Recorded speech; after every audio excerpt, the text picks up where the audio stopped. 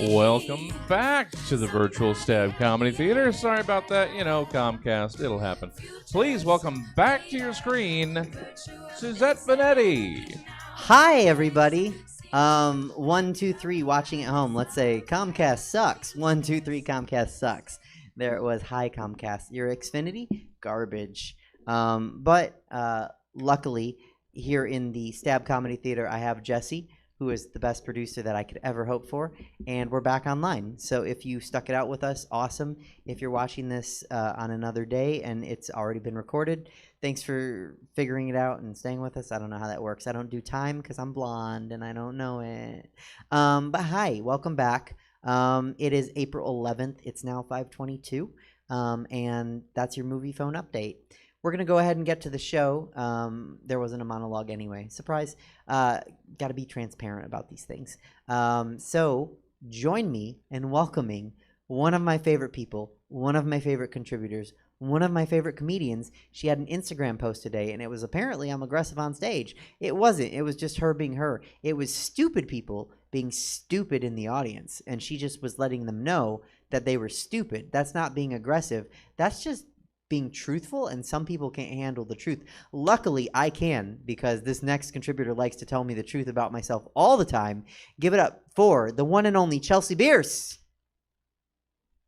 Yeah. What up? Hi, how are you? So good. Thanks Good. for having me back. Thanks. Absolutely, That was really always. scary. I thought it was my internet. The whole time.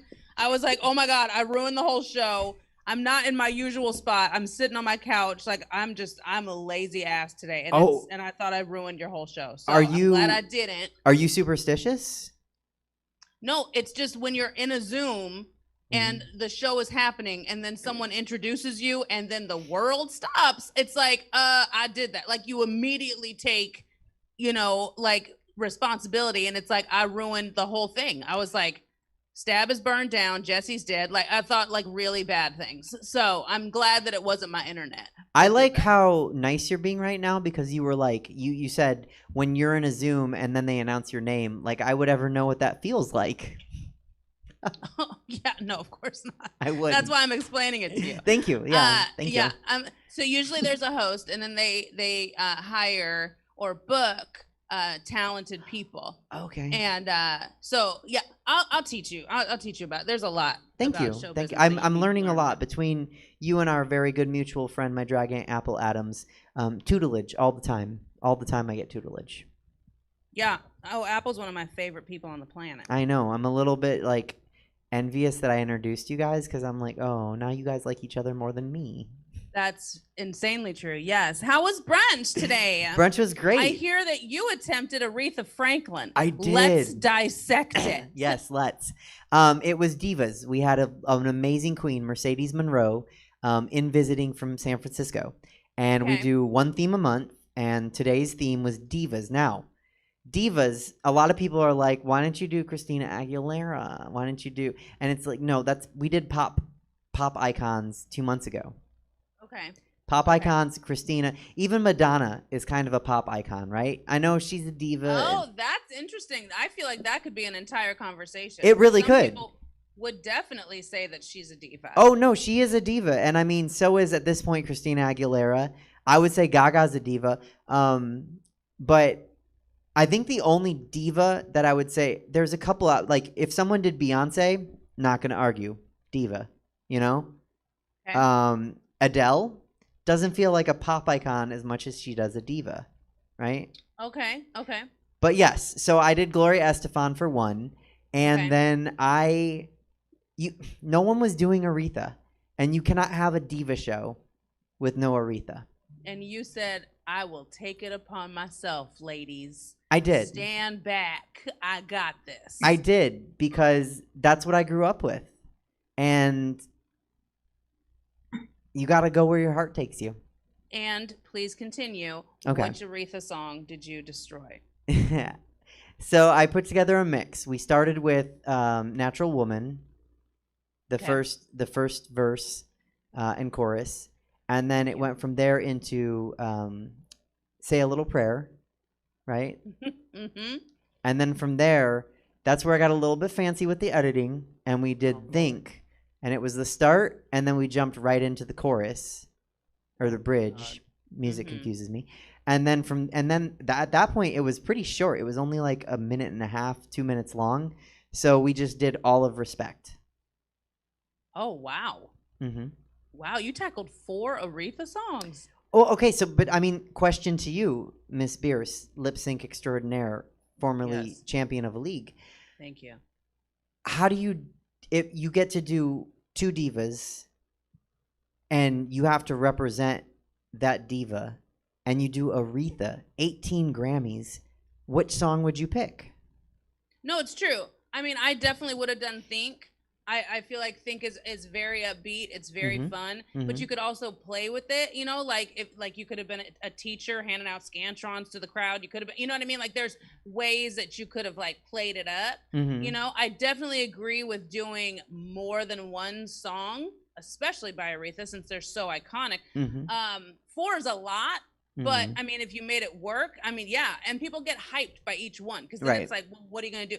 But I feel like with each song, there should almost be like a reveal, you know, because then they get excited about this song starting. But then if you do something different, like with your outfit or with your, you know, with your look or with your props or something, then you're giving them a double reveal, and it's just like it just keeps heightening and heightening and like sketch comedy, you know, it's just like heighten, and then bounce. So that's why I feel like 4 is a lot, you know, but if you did 2 really well and like did, you know, mad costumes or, you know, whatever, or had like sick ass props, then I feel like that would be enough. You know what I mean? I do. And normally I would say, teach me your ways of the reveals of the one-upsmanship.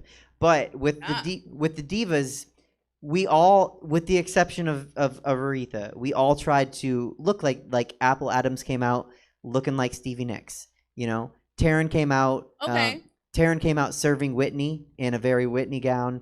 I'm so terrified of what you're gonna say that you did. Did please tell me you didn't do blackface? God no. God no. Okay, no. I don't know. I know. mean, you're making the choice to do Aretha. I don't know how far your crazy's going. I don't know that. I served Gloria. I served good Gloria Estefan, but for Aretha,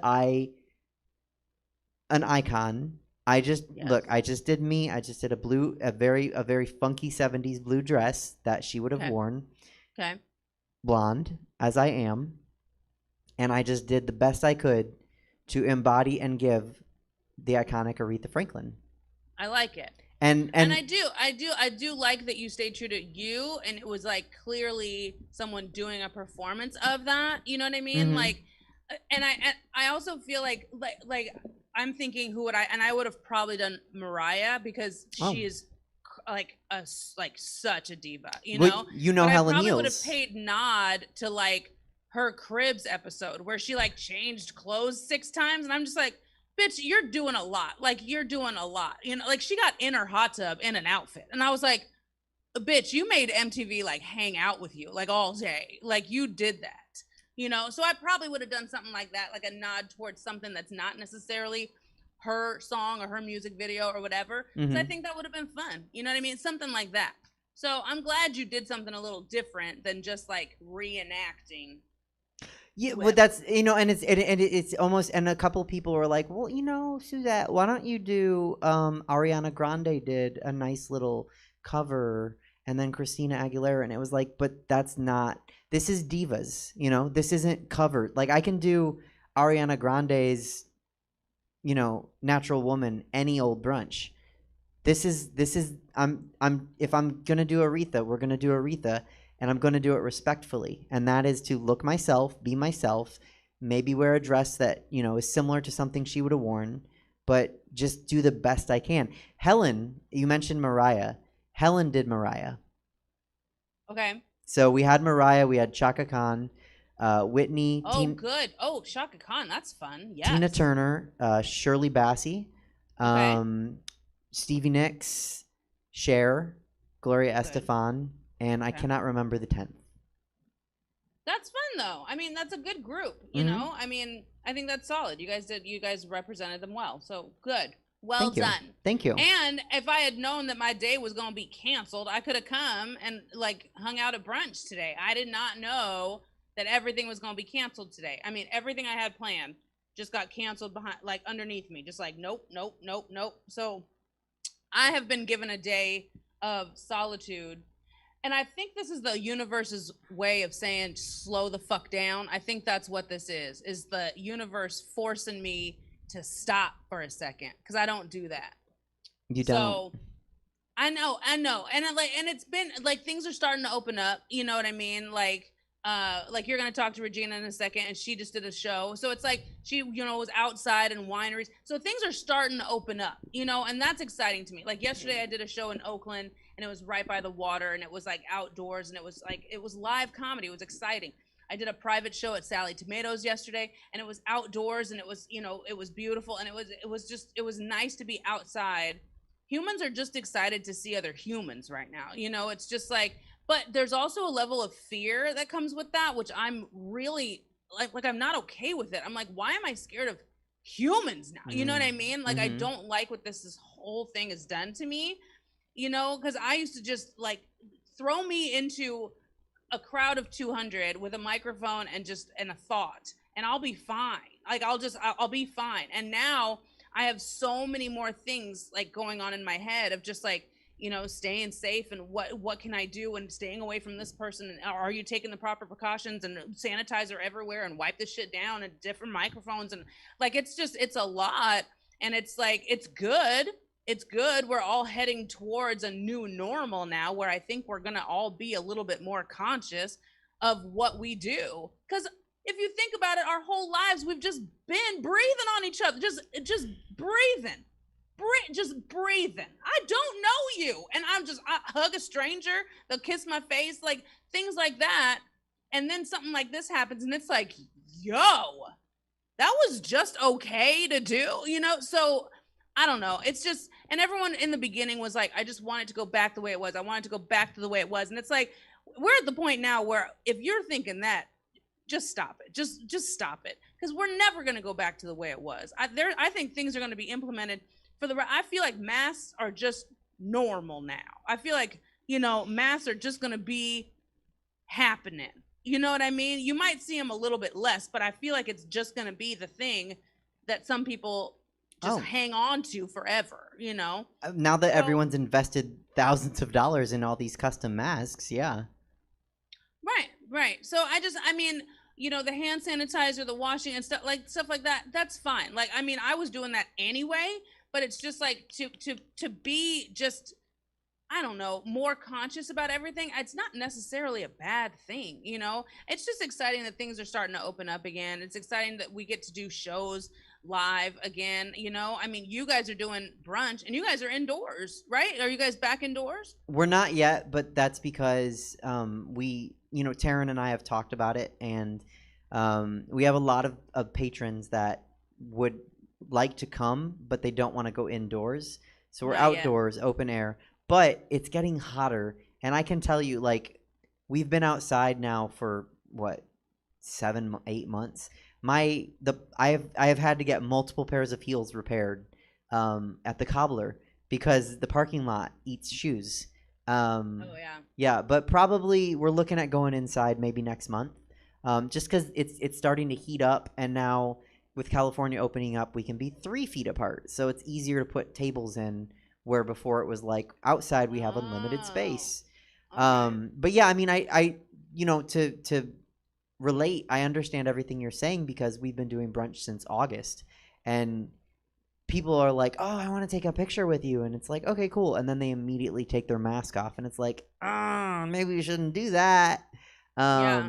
And that happens after comedy shows too, especially like, like I sell merch after shows and stuff, and so people want to hold up like shirts to themselves, and they want to take pictures with you and put your arm around you, and it's just like there's some things that it's just it doesn't make me feel comfortable right now, and it's just, and I don't know, like I'm traveling this week and I'm nervous about it. I've never been nervous about traveling for a gig, but now it's just like, and it's just I really can't. I hope that some of this fear dissipates. That's my real hope, is that just some of this fear, because a lot of it has been unknown for the entirety of the pandemic. We've known very little, You know, a lot has been hearsay, or a lot have been opinion pieces, or a lot have been just, you know, certain people's experiences. And we're just, it's, I don't know, it's just a lot of it has been, I don't know, not based on fact necessarily. And so it's just,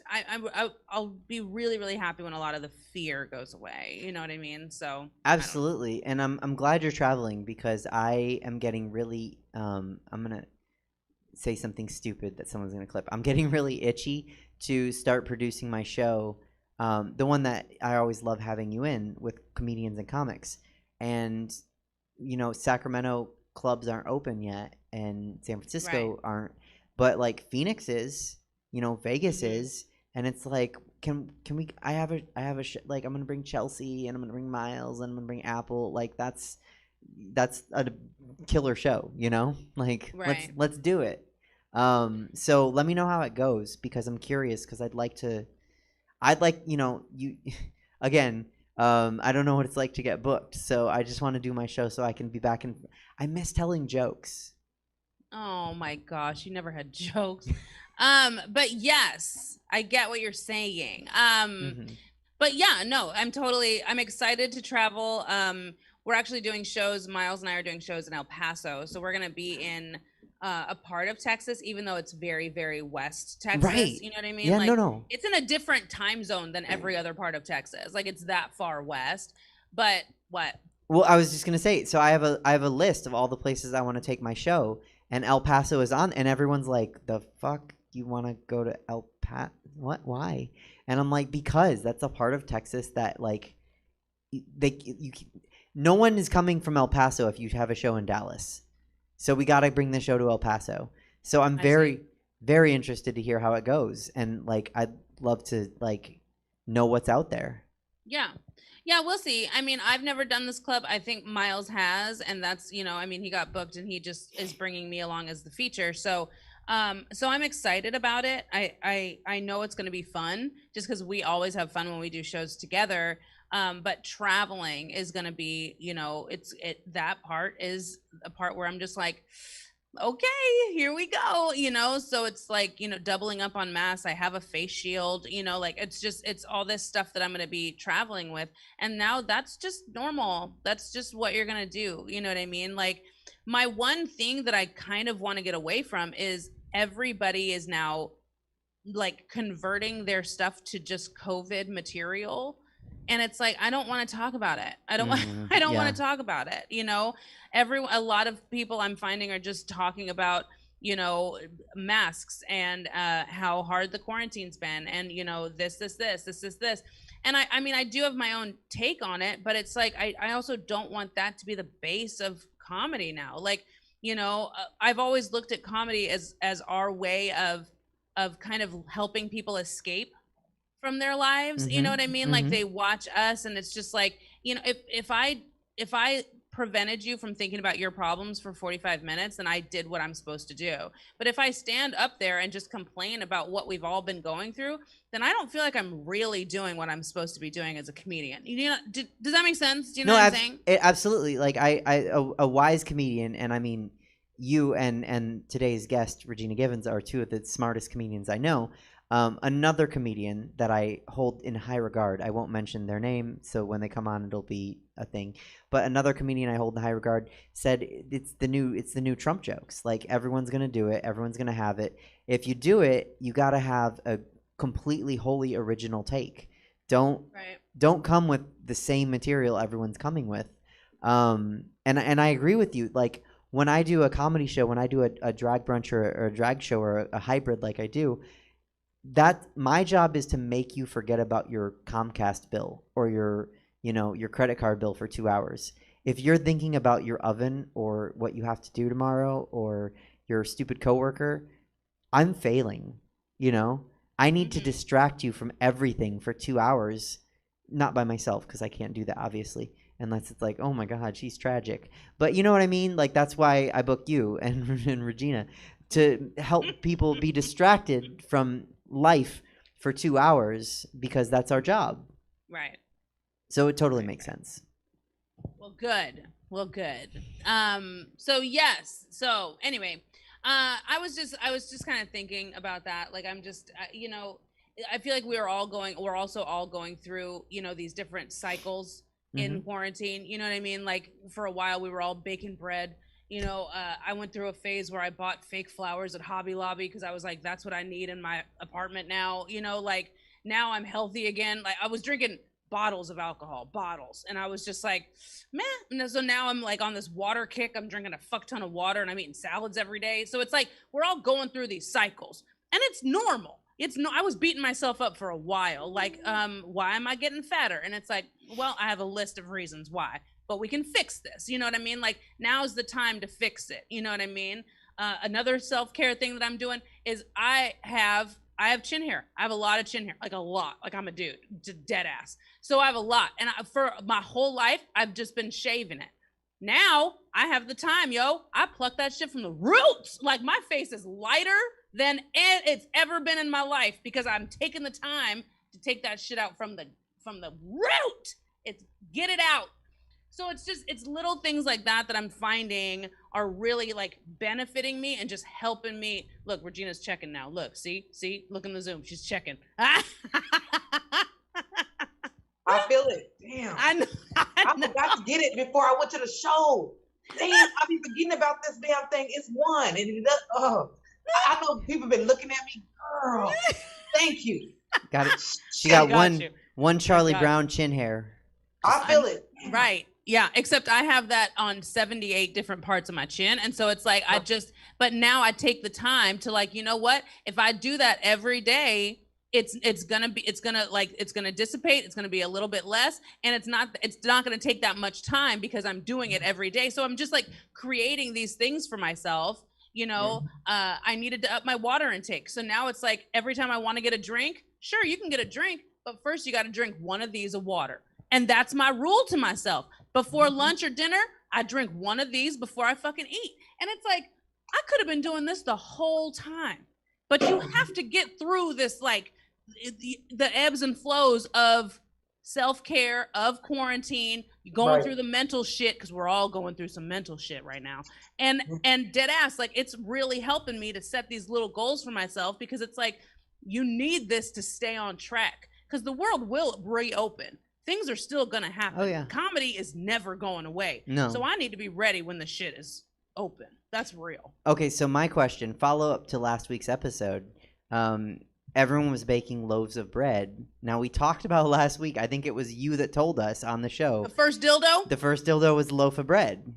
The first dildo was made of bread. That's real. That's dead ass. Have you cycled through that part of the pandemic where you're using bread dildos? Where I'm fucking food, Suzette? This is what you're asking me. Look, fucking food. You brought it up last week. I'm following up. I said the first dildo. It's been a minute since we've needed to fuck yeast. Okay, like we're not doing that anymore. Okay? You know what? You know what's really funny? I have dildos, but they're made of like silicone grade, safe in your body shit. I'm not fucking bread, Suzette. No. Look, that's not a phase of the quarantine. Sometimes a baguette looks baguette-y. Anyway, no, what's funny is I you know, when I opened up my little Chromebook here, the chat from last week popped up, and Clifton, who's not here today, but viewers of the show know Clifton, the last thing he typed that I saw was, "I'm not wasting no damn bread in my ass." I actually talked about it last night in my Oakland show. I talked about it was at Sally Tomatoes yesterday. This has nothing to do with the story, but I did talk about the first dildo being made of bread, and a woman raised her hand and goes, "Well, it would dissolve." And I'm like, first of all, bitch, how long is that shit staying inside you? Is it getting soggy? Yes. Is it going to get mushy and hard to remove? Absolutely. But to the point of dissolving to nothing, that's ridiculous. I'm like, that's not okay. You need a doctor. Was she white? Yes, it was Sally Tomatoes. Okay, I know. I just didn't want to. But so she's thinking Wonder Bread. You know, she's not thinking like quality, like. Oh, right. Because my mind goes like directly to those like thin breadsticks, the ones that are like hard that could actually enter me. Like I'm not thinking of like crust, like, you know what I mean? Like I'm not thinking the soggy part in the middle that you like to eat, like, you know, like shoving that. You're thinking Italian. I need to go. What this started with Aretha, and we've gone to a really dark place. It's my job to follow up. You did your job, and you were like, "How's brunch? What did you mess up on?" And I did my job, and I listened to your story, and I followed up with the most interesting part. Yeah, perfect. Okay, great. Thank you for bringing back the bread dildo. I'm glad that's what you gleaned from last week. That's nice. No, I gleaned a lot. When are you coming to brunch? We all miss you. We all love you. And everyone wants you to be there so you can make fun of me. Yeah. Oh my God, because it's my favorite thing on the planet. I know. I mean, then next week I'm traveling. Miles and I are going to El Paso. I said. So when I come back, we can talk about when I'm doing brunch because I want to come. I still haven't seen brunch outside, so I really want to see brunch outside. Every time I've come, it's been indoors. So yeah, I want to come to brunch. I've been very open and honest on the show that when you came last time in October, I was so terrible. I've started referring to it as my Make-A-Wish Day. Where the crowd it was awful. We were taking videos. I know of how horrible it was. I know. Real bad. It was the crowd. The crowd was like, "Oh, she won a contest." Right. Can we? Right. It's like, was this her first day in drag? Like, it literally was like, yes. Yeah. Like you won a YouTube link. Yeah. Like she's dying. Here's one wig. Good luck. This was her dying wish, and she's gonna die. Right. Here's a $25 gift certificate for Goodwill. Right. You have one chance. We will clap for her. And you took a shit on it, and then you put it on stage for people to watch. And we videotaped it. Yeah, I have it on my phone. Yeah, but you know what? From when we fall down, we learn. Okay. So you've fallen so many times. I look forward to you learning that lesson. All right, I gotta go. I gotta do something with my life. I need to get off this couch. Well, Chelsea Bearce, thank you so much for being here. Yeah, duh. I love your guts. I know. I'd always tell people. I'm glad that Jesse got the internet back up. I'm glad that you have the 4 viewers that are watching. They're diehards. Thank you, 4 viewers. And you have a phenomenal interview guest. So I do. Go. I do. Well, so I want to say really before you go, I want to say travel safely, have fun, kill it. Tell me how El Paso went. Also, for anyone watching, they should follow you. They should send you some coin. And you're here on Stab Comedy Theater's network on Wednesday night at 9 p.m. Drawing a Blank. Wednesday at 9, we do a show called Drawing a Blank, which is comedians playing Pictionary, and it's very fun. And then Mondays, the reason it's fun is because you watch comedians because you know that they're good at what they do. They're going to make you laugh. Right. The reason you watch this show is because you're watching comedians do something they can't do, which is fucking draw. Like at all. It's garbage. So it's very fun. But this Wednesday, we're actually taking spring break. So this Wednesday, we're taking a break, and we'll be back next Wednesday. But you also that's what's happening. You also have a Monday show that you produce. Who Wrote This Shit? And tomorrow, yes, my Monday show happens. That's live on Twitch, on Facebook, and on YouTube. It's called Who Wrote This Shit? And it's very, very fun. And everybody can play. If you're funny, your answers will get featured on the screen, and it's a really, really fun time. So, Regina, I need to book you for that. By the way, you need to get on my show. So, so watch Who Wrote This Shit. Watch Drawing a Blank, and all of it. And and follow me on Instagram at Chocolnilla, half chocolate, half vanilla. I'm starting to post like shows now, which is very exciting. So yeah, we'll talk soon. I love your guys. I love you too. Bye. Bye. All right, here's that was Chelsea Bearce. Send her some coin. While I'm talking about sending coin, above my cute little head is the information for Stab Comedy Theater. And you can send Stab Comedy Theater some coin because, again, this is over a year now, giving you programming in a pandemic, 7 days a week. Jesse's here. I'm here. Do I live here? No, I live at Badlands. But I am here 1 day a week. And support arts. Support Chelsea. Support my interview guests. Support Stab Comedy Theater. We're doing all this mostly for free. So please do what you can. And with that, I'm going to get to my interview guest. I am so excited. I adore her. She is amazing. She is funny, like beyond belief. Easily one of the best comedians I've ever had the pleasure of being in a show with or watching. You can catch her, I think we're going to talk about it, but I think still on Sunday nights. Also follow her on Instagram. See where you can catch her. She's going to post it because that's what we do as comedians. So please, if you're at home, get excited, get loud. Give it up for Regina Givens. How are you? Good. I'm great. Actually, kind of tired, a little musty, but I'm gonna survive. I just came from the vineyard, from Fairfield, so it was a cool outside show. Okay. A little sweaty though. I like the honesty today. Like I always talk about how I'm garbage, and then Chelsea's talking about her chin hair, and you're talking about being musty.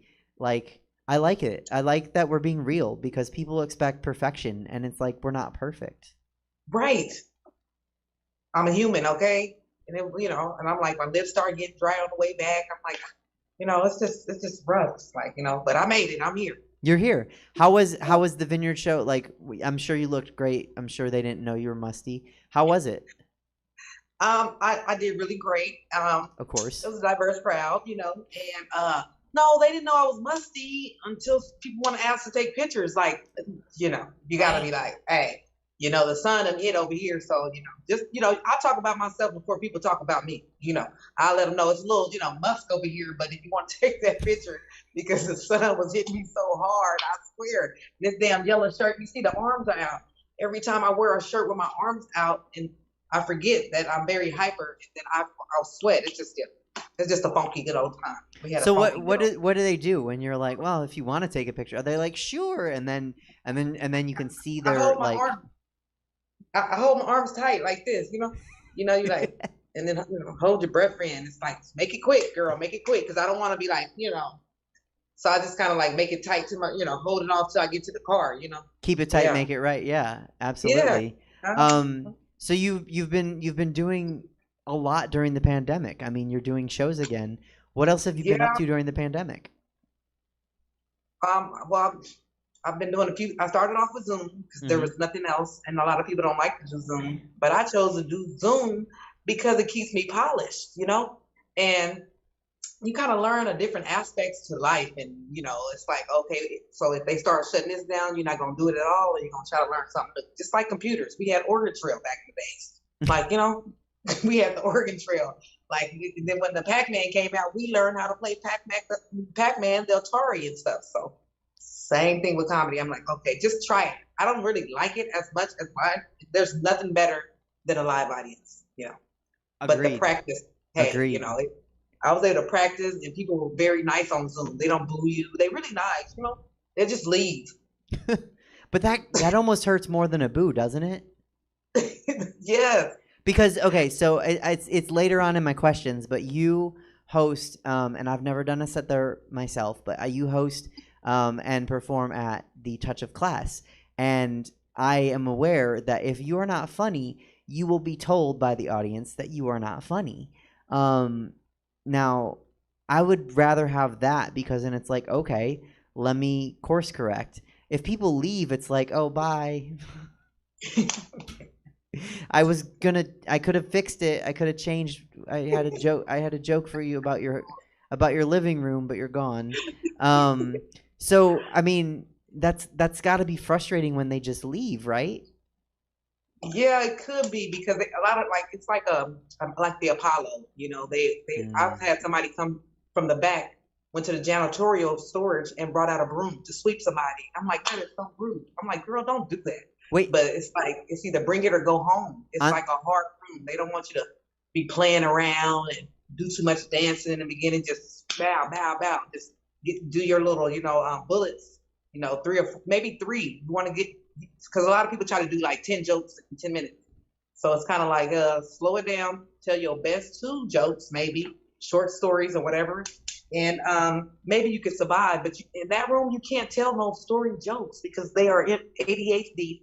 They've been smoking weed, they've been drinking, and they talking to, trying to get booty by the end of the night. Everybody flirt. So you have to be powerful to get their attention so they can shut the fuck up. It's like and it trained me to the point where when I go to the comedy room, it's so easy. People like Regina, it's so easy because it's like I've been working at the Touch of Class for at least 7 years straight on open mic. And yeah, it's like they will boo you. Sometimes they look at me like, okay, we tired of you too. So it makes me go home and write. I gotta go write now.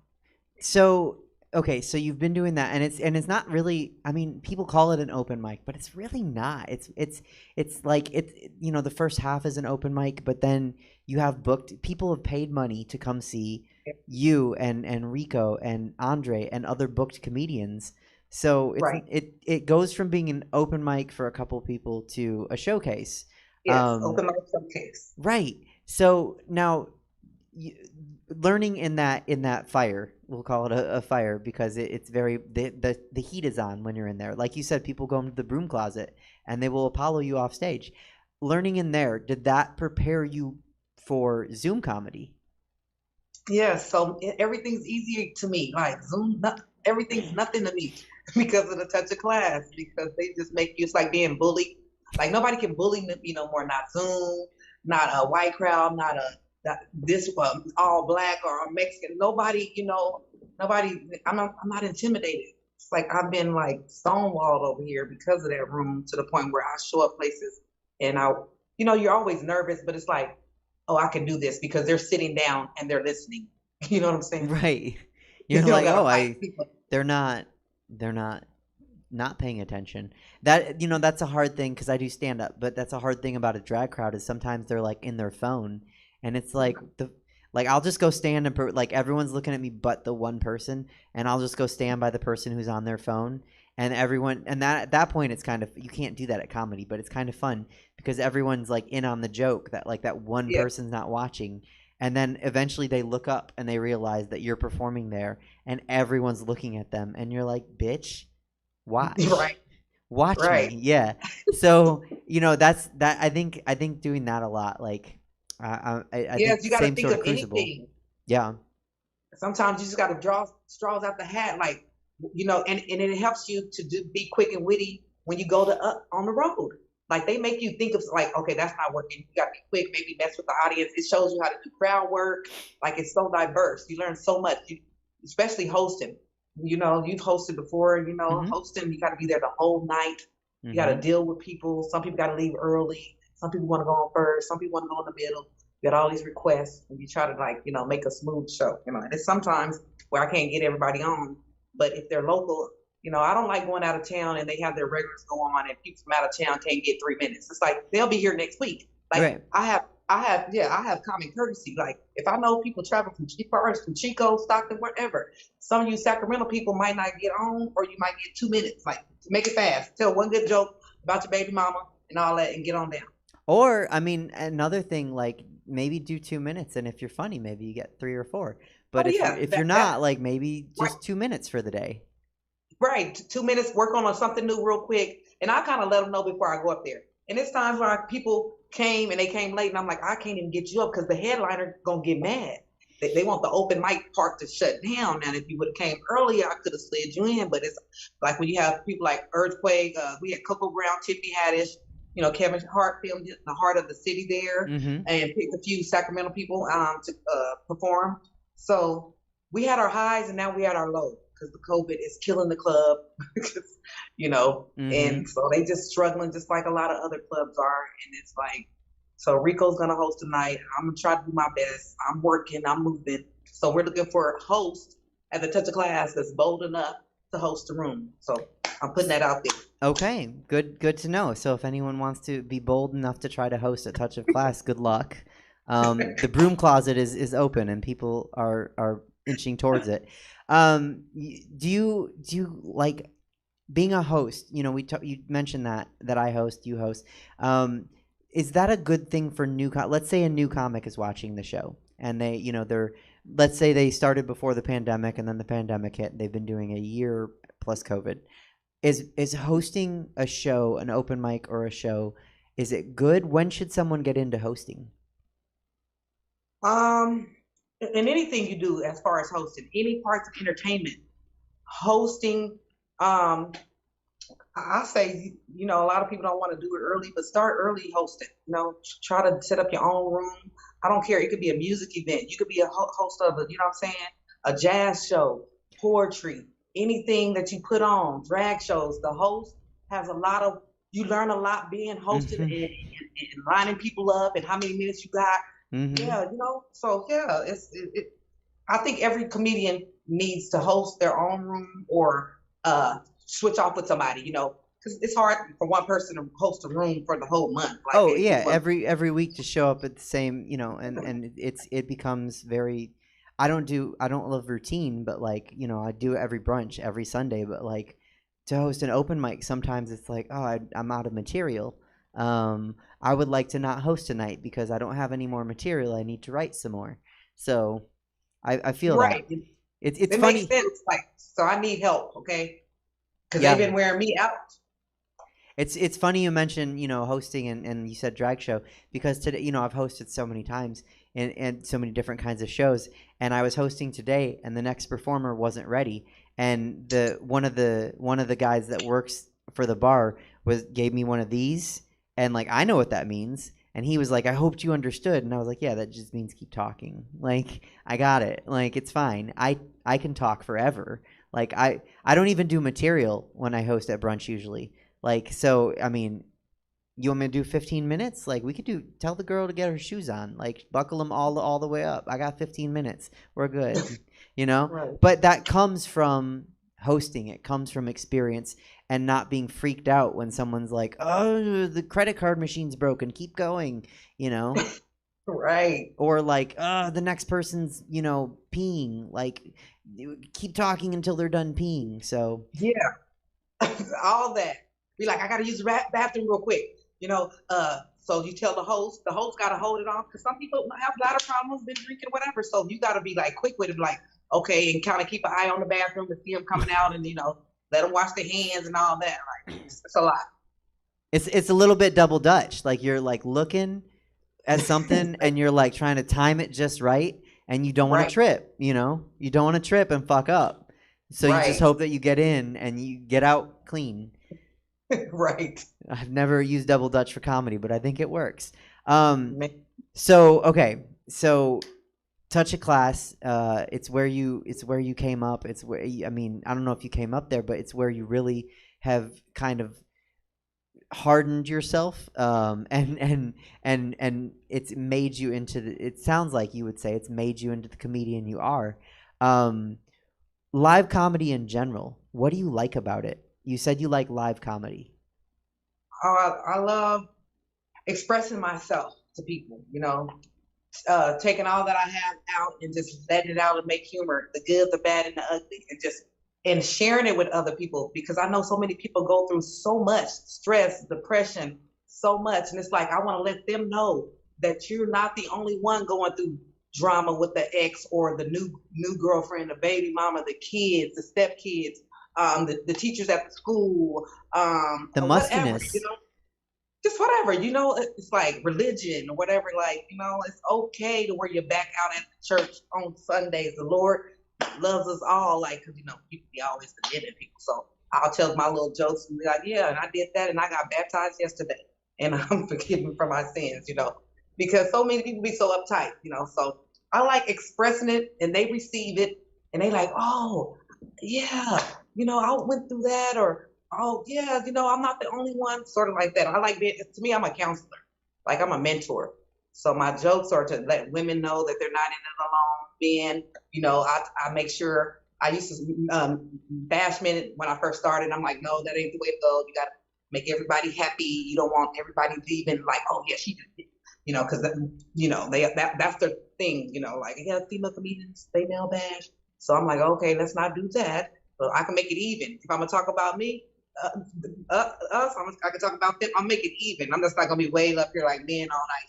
Yeah. You know, I'll say some crazy stuff like, yeah, women, you know, please your man or your spouses, or if you're at the bottom or if you're at the top, the person at the bottom should not be the one paying the bills. You know, so I'll say stuff like that so everybody can kind of relate. Yeah, you know, I'm not. I just would like, who doesn't like their bills paid? You know, I like my bills paid. Now, when you're on stage and you talk about reality, you know, you talk about being musty or you talk about chin hair, do you find that the crowd is kind of like, are you really doing this? Are you really talking about this thing that we all talk, that like we don't talk about? It's just all how you deliver it. So you got to. It's all about how you deliver it. Talking about musty chin hair, you know, whatever, body odor or just whatever, you know. So it's like how you deliver it, because everybody's had that moment. So I don't got time to be fake. So right before we took the pictures, I'm like, hey, if y'all ain't scared of must, because that's what's going on right now. So, and I know that everybody experiences, it's just natural. So I always like to talk about things that other people don't want to talk about for some reason, because I open up like that. I don't know why. It's my gift, I guess. Well, I think that's awesome, and I think more people should do that, because I think especially with like in social media, like people like to pretend like everything's like great, and it's like, and I try to be real honest. Like you've seen at least the show today, and I try to be real honest with people. Like I don't get booked a lot. Like and sometimes I suck. Sometimes I have a bad day, comedy or drag. Sometimes it's not Suzette Veneti's day, and I'm garbage. In my opinion, at least, and my goal is to always make my garbage days where other people are like, oh no, you were okay, and it's like, yeah, well, I think I was garbage, I'm glad you think I was okay, but like that's reality. Like I think it's good to talk about honesty and reality. And sometimes we like some people when I'm a person like if somebody opens up to me, or if I open up to somebody, I can relate to anybody. Like I'm Jesus' best friend. Like I'm really easy. You know what I mean? So it's like I just can relate to so many people, and I just by me having this sense of people need laughter, and it's like I am the medicine woman. Like I be excited when it's my turn. Like yeah. And if I do a joke that's not going well, or I start stuttering, I just I just try to move over it and everything. Or if I feel like, I make sure I don't do offensive jokes. I don't like offending people. Okay. I don't care. I don't like offending people. I don't want to get into an argument with nobody in the crowd. That's not my comedy. So I make sure I compliment everybody, even if it's like a little joke. But I make sure it's like a joke that won't be like where they want to beat my ass afterwards. I'll be like, girl, you cute, something like that. And I'll look at her. I'll be like, is that your man? I'm like, okay, girl, okay, he's cute, girl. Don't go to the bathroom because none of us don't know you, like that, Don't leave him by himself, but in a funny way. So, most of the time, I get the women to laugh. I compliment the man. I complimented her first. It's a lot of work doing comedy because other women actually like have attitudes when I first started doing comedy, Really? So I had to learn to bring the women in first. Hey, ladies, hey, how y'all doing? Like that. Instead of just getting up there like I'm a bad bitch and pop. I'm like, let me get the women in because they're next to their spouses, right? And their spouses is like looking at my little booty or whatever the case may be. So I changed the way I dress a little bit, It's like I know I got a little tight booty, and then I don't. And then a lot of men were trying to flirt with me after that, like all sexes basically, And I'm like, okay, I don't want to be a sex object on the stage. So what I'll do is, carry my wardrobe a little different. You know what I'm saying? So that's what because I used to have my little stomach out on the stage doing comedy, and then the men, they walking up to me like, what's your number? Being all horn dog, scaring me. I said, wait, it's the way I carry myself. So I kind of like, switch it up and I don't got my stomach out like back in the days. And the harassment has calmed down a lot. And the way man. And, so you touched on a couple of really interesting things that I didn't even write about because I didn't think to. But so the first one is, what is the difference? You said you don't want to offend people. So what can you explain to the audience? Because sometimes people that don't do comedy watch the show. So what's the difference between a non-offensive joke and a real joke? Because I could see some people confusing like being real with offending people, but that's not what it is. Okay, well, my daughter, she be thin, so I got a little bit of that. But offending people is like calling women like a bitch. You know what I mean? Mm-hmm. Like, yeah, like she'll say something like, if somebody heckles you, you don't be like, shut up, bitch. Like that's like now it's gonna get, and everybody's looking, you're scaring the crowd or whatever, or like you can crack.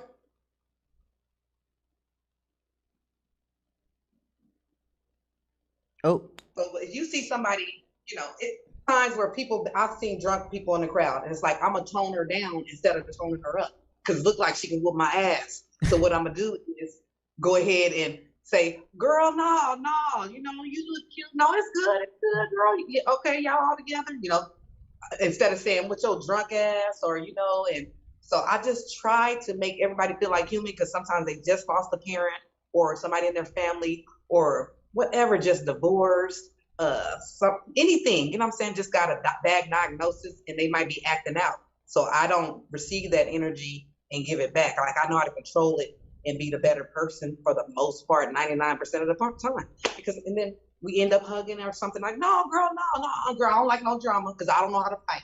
No, you got me, you know, like that. Yeah. Because, and some people are easily offended. So I just kind of stay away from trying to roast people.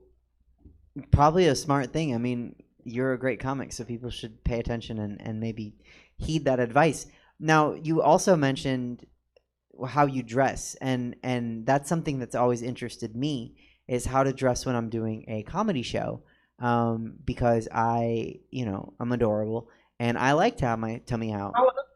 So how, like, how do you figure out what to wear as a comedian on stage? Actually just being casual, you know what I mean? It's sad that I don't want to be over sexy, you know, overly sexy, you know, but I want to be sexy, but I don't want to be there like, yeah, like, you know, diamonds and stuff stroking, because it takes away from your comedy. People looking at your outfit and your little belly hanging out, and they done miss heck of lines because they like, Mesm doing all that. Like, no, I need a comfortable outfit, you know, and need y'all to focus on my mouth and what I'm saying, not my body, you know? So it's, and your appearance, like, to me, just being casual is cool. Even if you wear tennis shoes, like days I feel like I can wear some tennis shoes, I'll wear some dress pants with it. You know what I mean? Still have my little glow and everything. Even if sometimes I'm feeling bad. Like, how can I make somebody laugh? And I'm depressed right now. Right. You know? But you already got the show book. Like, I'm depressed, PMSing, stuttering. I don't know what today is, and I still got to make people laugh. So what I do is take a fresh shower and put on something nice to make me feel a little bit better, you know, just a little nice or whatever. And I take deep breaths in the bathroom. Like, I have my breathing, you know, sessions, you know, because I'm like, I don't feel like doing this, like depressed in the green room. And I'm like, okay. Then I talk to myself. I go outside, I talk to myself, I take these breathers, and like, please don't mess up your whole night. Don't let depression mess up your whole night right now for whatever reason, your energy. So I go out there and go to work, because it's like I'm clocking in. Like, they don't need to see that. Like you said, they come to be uplifted, you know, get away from their problems. So I'm like put in a position like I got to be the bigger person to go out here. I'm depressed, and I got to go out here and make other people laugh that's depressed. So at the end of the day, I end up being happy. They're like, oh, good job. Now I'm happy and stuff. I'm back happy. Like, it's weird. So, okay. So you touched on something that we talked about last week, where some days you feel depressed and you don't want to go do it, but you're booked, the show's happening, so you do it. Does that help you get over the depression? Does it not? Is it mixed? Sometimes it does, sometimes it doesn't. It actually gives me something to do. So it forces me to get up, because I'm not going to cancel for being depressed. You know what I'm saying? So it's like, oh, it's on the book. Okay, that gives me something to do. Get up out the bed, take a fresh shower. I have something to do. Like, la. You know, but in my head, I'm still, you know, pumping myself up, because that's what you have to do with depression. You got to be your own cheerleader. I'm my own cheerleader. Like, girl, get up. Now, you know, you've been there. You do it. You know, I talk shit to myself. Like, get up. Like, man, people dying every day. And you know, just get up and go to the comedy show. And then I end up seeing, you know, a lot of people that I know, and we're laughing, and they, you know, they got some weed, and it's a party, you know. So, But I fight it every time. I fight it a lot. So yeah. And it's real. Do you do jokes about it when you do material?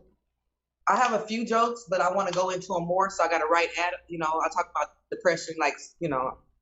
So I have a few depression jokes and anxiety jokes, because I know a lot of people go through it. And I'm like, I'm going to bring some humor and let people know that you're okay. You're not the only one with the chemical imbalance, okay? Like, we all wake up every day. Like, sometimes I wake up and like, I want to cuss somebody out for no reason. Like, I just woke up.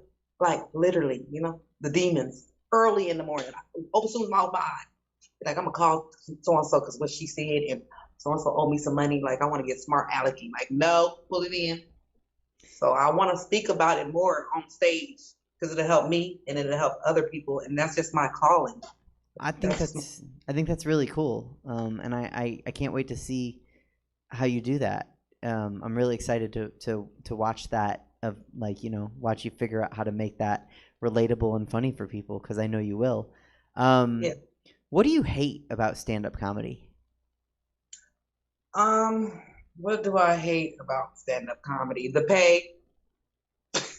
But, you know, it is what it is. Because, you know, people like Tiffany Haddish was just getting 125 and 50 here and there, and then she blew up. Mm-hmm. So it's part of entertainment. I don't care if you play a guitar. When you in the beginning, it's like takes 10 years.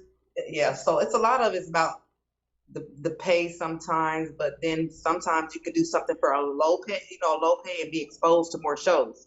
So you got to figure out, like, if the show's worth it and you get some exposure, then you go ahead, you know. And sometimes I swap favors for other people that swap favors for me. We switch off, and we already know the budget ain't that much, but, you know, let's get our name out there and you can come promote and get a couple of dollars. You know what I mean? Mm-hmm. So, but the worst thing, you know, dealing with promoters that sexually harass you and want to have sex with you just to, like, be on a show or get stage time, especially in Hollywood. Sexual harassment, that's the worst thing in comedy. So that's still a thing. Huh? It's still a thing that happens. Yeah. Sexual harassment by other comedians, and they tell me, you got to sleep with somebody, girl. You know that. I'm like, who tells me that? And one of my comedy brothers, like, from Sacramento, and I'm in the green room at the Last Unlimited, and you tell me, oh, you know, you got to sleep with somebody. That's like somebody that's up there. I'm like, why?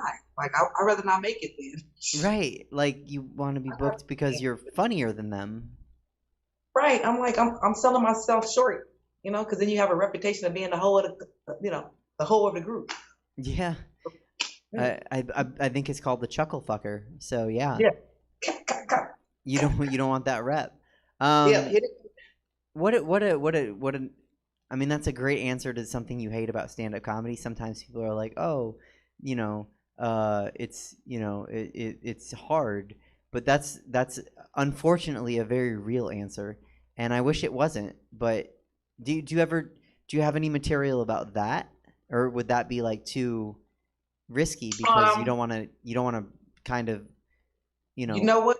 I can write some material, but I did when the Me Too movement came out. Oh, I was just flashing it everywhere, especially for this one promoter in LA, and I wanted him to see that. Like, you know, like this is now what? Like, we got a team of people working against people that do that. Like, you know, and now he doesn't even host there no more. He hosted that room for so many years. Like, he was the big dog there. And like, I went there and he was like, yeah, can I have 2 of your friends? I'm like, 2 of my friends? Like, you said you was gonna let me on. Like, now you want to have sex with 2 of my friends because he already tried me. I said no. Then I went down there again, and he tried my other friends. I'm like, when the Me Too movement came, I wanted him to see it, like, so bad. And I was putting a lot of Me Too movements, like, leave us the fuck alone, okay? We want a job. It's just a job, like, you know. Yeah, well, and guy comics don't have to deal with it really because, I mean, and I'm not saying they don't, but certainly not as much. No, and then I don't know why, it's just like any other prejudice or racism, and it's racism and prejudice against female comedians in that circle. You know what I mean? With some of the men, they don't realize they're racist against female comedians. You know what I'm saying? It's like there's racism all type of forms, and, you know, it ain't just like this and that and you know, black and white. But you can be in this circle and they like looking at you like, hey, so she on the show, you know, talking mess, like, doing all that. It's like, why do y'all do that? Talent is talent. Yeah, I agree.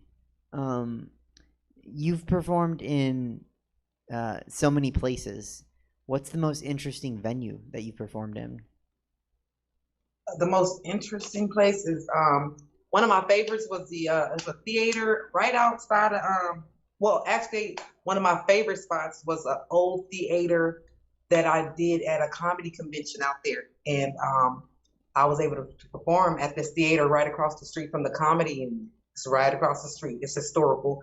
and Kim Whitley. She was the host for that night, and I was just so excited to be in a theater, you know, and Dick Gregory was there because they all came in to see all the new comedians that traveled around for the comedy thing convention. So I was able to perform there, and it was just so great. I got a standing ovation. It was just, I ended up being like the last or next to last. I had the what do you call it? The bubble guts. It was just, I was stressed out. And the lady that ran the theater, she was like, "Are you okay?" I'm like, "There's just all those people out there, and I got to do comedy." You know, he's still young. It's like I have in my head, I'm like, I have this bubble guts. Like, I don't know if I'm gonna make it. So I had to talk to myself, calm down. Other people did it right before you. They're newer than you. I had to talk to myself like, "Girl, you finna have a panic attack." So I had to pull it all the way in and calm myself down, and I went out there and I killed the show. So that was one of the best experiences. And then when Kevin Hart, of course, came to my underground open mic. That is cool. What was it like when Kevin Hart came to your mic? It was cool. They set up all the little TV thing. They just took over and had their own system and stuff like that. They catered food. He was quiet, you know, and he was just very mountable. It was cool just to see them there, and then they, you know, had the audience and everything. It was just like, you know, yeah, I was on cloud nine, like just to be that close and personal with them, and you know, heard about our underground, and they want to film there because it's a landmark, you know. That we had our little, you know, our little cheap little backdrop. They showed a little bit of that in the beginning of it when they went live. That's, yeah. I think comedy can take you to so many interesting places. And it's so cool to hear all the places that it's taken you. What's the most interesting show or experience that stand-up has given you? When I had packed out a theater in, I think it would say Fairfield or Vallejo. It's a theater, and they'd had me headlining. And I was like, you know, other people, big names that came, and they was like a local guy, like, wanted me to headline. I'm like, me? Headline the show, you know? That was just so awesome. And then it was just all these people knowing that I'm the headliner at a big, room like that. And so that was it was such a great highlight. I did an hour. Do you understand me, girl? I did an hour. I shocked my own self. Like, damn, I did an hour. I can't imagine. You know, I just couldn't believe it. It was like magical. So that was like, yeah, one of my best shows, and just everything was great. So when was that? When did you do an hour before you knew you could? Like, sure, that was just recently. I've done an hour before, but just not like, you know, just not in that type of setting. Not at the drop. Like rolling with a professional setting and this and that, you know, and people barely, you know, like I'll do an hour like at hole in the wall, like somewhere, you know, but to be in a theater to do it was different, you know, and like in the smaller rooms you can play around, but you know, I had to professionally set up the story, bam, bam, bam, it all went in order. So when people don't want to do open mic and go practice and get their little hours in, it affects you. So when they called me, like it was like 4 years ago. So when they called me, come out there, I'm like, am I ready? You know? So by all that practice, the touch of class, all the other rooms, doing this and that, comedy conventions and classes, I actually end up doing really well. I can't think of the name, girl. I smoke too much weed. No, that's fine. I imagine that you do really well. Because I've seen you do an hour, I think. So I'm not surprised to hear that at all. Where do you, I think it's obvious to me, but just for the viewers, where do you get inspiration for your material? My inspiration is just my childhood and growing up, my own experiences. So I try to make my stories original. I have a few that I do, you know, put it in a little science fiction in it, you know what I'm saying? Add a little, you know, some extra stuff, you know, but just my everyday life. Most of the stuff I talk about, I've been through. So I want people to know that I'm normal and you're normal if you went through the same thing, because I'm telling my story with the ups, the downs, the bumps, everything. So yeah. Is it weird when you do a show with someone who's making everything up? Like, are you just kind of like, hey, just talk about yourself? Maybe that's better.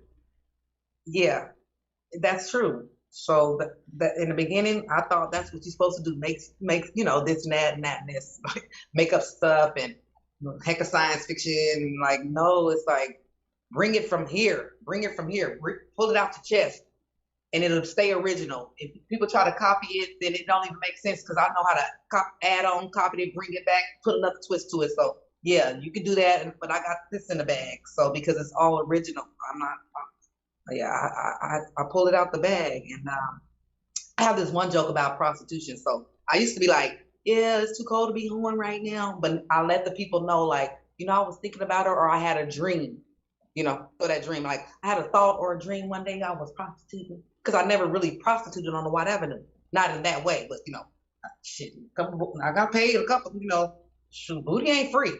But never walked with prostitution or nothing like that. But now I learned to say, so people don't be like, yeah, she prostituted, so. But I have prostitutes in my family. I have people around me. I raised kids and took them out of prostitution. So I can feel. So I'm telling kind of their story through me, but making it seem like prostitutes are not that bad, because people make it seem, people hate prostitutes. I'm like, why y'all hate the prostitute and not the damn John? So my thing is, I'm protecting the prostitutes. I'm like, yeah, I was out there, I didn't get no money. I'll be like, them young girls, they made all the damn money. All I wanted was $100, So in case there are prostitutes in there, I don't want to put them down either. Like, I don't know. I think that's great. And we, that's something else that we actually talked about last week on the show with the bread conversation with Chelsea. I talked about how at one point, I think the only jobs available to people were comedian, lawyer, or prostitute.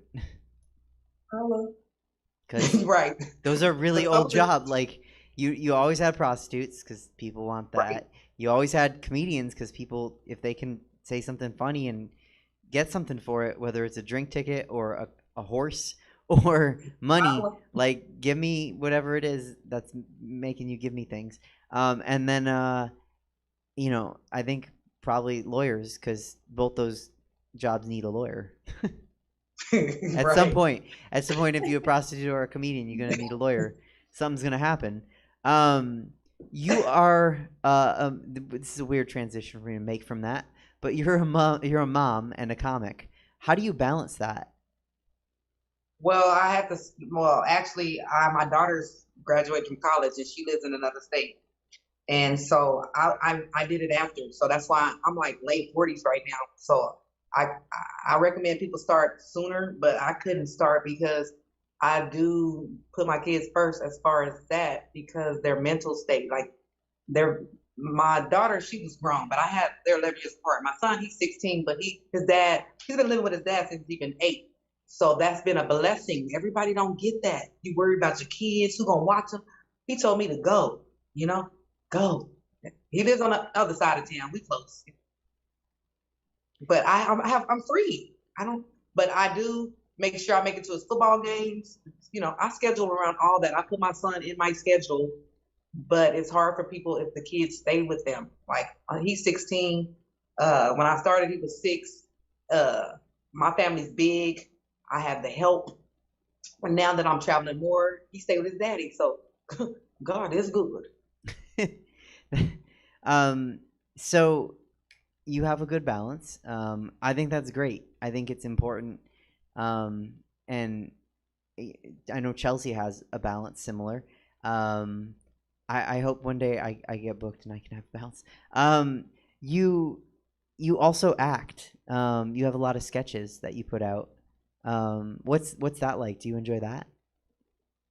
Oh, I love the sketches because I can talk to myself. You see all of them mostly by myself. I can talk to myself. I can be whoever I want to be. I can be any character I want to.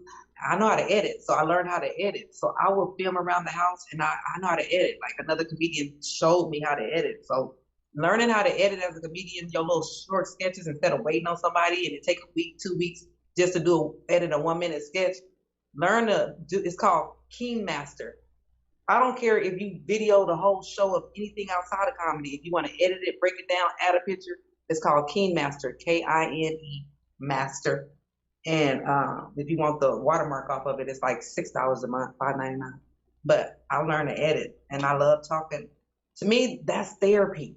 When I be depressed and everything, I'm like, make a video about anything. Just make it quick. And then I got something to do. It takes a minute to edit it and all that. It's a couple of shots, and I'm getting situated to take a shot, having a little fun by myself without having to be in front of it, because like we couldn't really do comedy. Right. So I recommend comedians to start their sketches about anything. Like I've been the preacher, the news reporter. I just make up whatever. So you edit the sketches. How do you feel the audience responds? Like, where are you putting them out, and what kind of feedback do you get? I get some great feedback, but I had the Facebook is shitty. So I had a page, Regina Givens page before, where I was getting, where you can, I had so many videos, and they shut that page down. So people don't know how hard it is to get that stuff and those views and all that. But they shut a lot of comedians down. For some reason, it was a new thing. Like if you play somebody's song in the background, like I don't even remember doing that unless how they call you. The host is coming to the stage and the music in the beginning. Mm-hmm. But other than that, anyway, they wiped out a lot. Me, Mario Hodge, a lot of people page. So, but I was building my page. So now I'm starting back up on Instagram, and the videos are helping me because people they see pictures all the time. Like, okay, that's a picture. Everybody's pictures.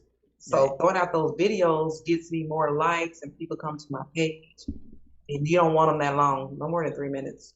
Right, but I mean, if you can bait them in with some pictures, maybe they'll catch your sketch. Yeah.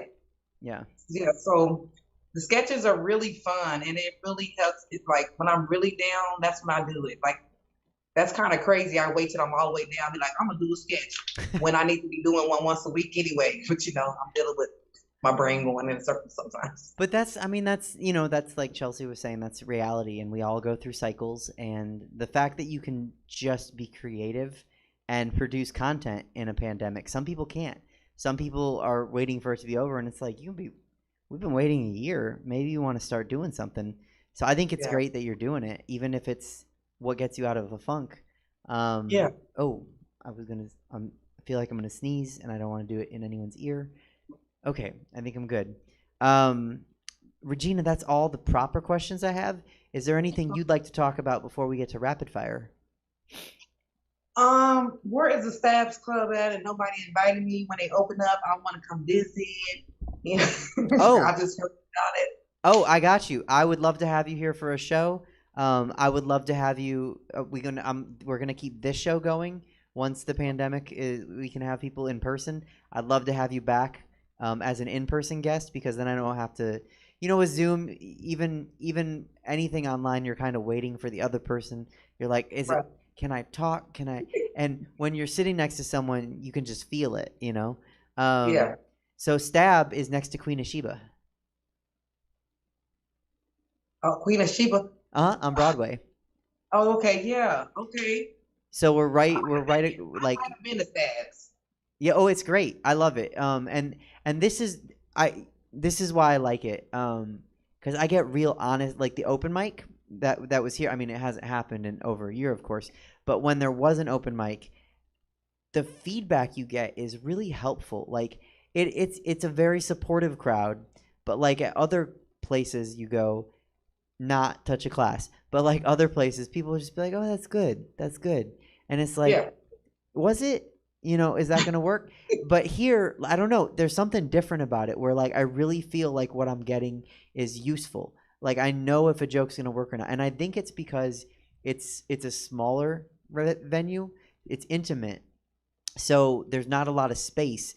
And it kind of forces, I think this is a great theme for this interview. It forces people to be real, Like, you're sitting... not 72 inches, that's pretty big. You're sitting 7 inches away from me, and I just told you a joke about being musky. You can smell me. What'd you think about the joke? And there's nowhere to escape. Like, whereas if you're at, Luna's and I love Luna's or Laughs, it's a huge room. Like, you're not really connecting with people. So I feel like Stab kind of forces those connections to happen. Yeah. But yeah, I think people should book you here. I want to book you here. I want to have you on this show again. I can't wait to have you on my other shows again. But that is where Stab is. It's on Broadway. You have the best shows. You have the best shows. I can't wait. Oh, thank you. Thank you so The much. last one at the Punchline, man, I had so much fun. I have the best shows because I have the best people. So that's why, because you were on my show and Chelsea. Your talent was great too. Oh, thank you. Oh, yeah, all the queens was the bomb. I was like, okay. So yeah, I'm ready. You got to come to brunch. You got to come visit and hang out. Where you guys at? We're at Badlands on 20th and K. Oh, it's in Sacramento. Yeah, oh yeah.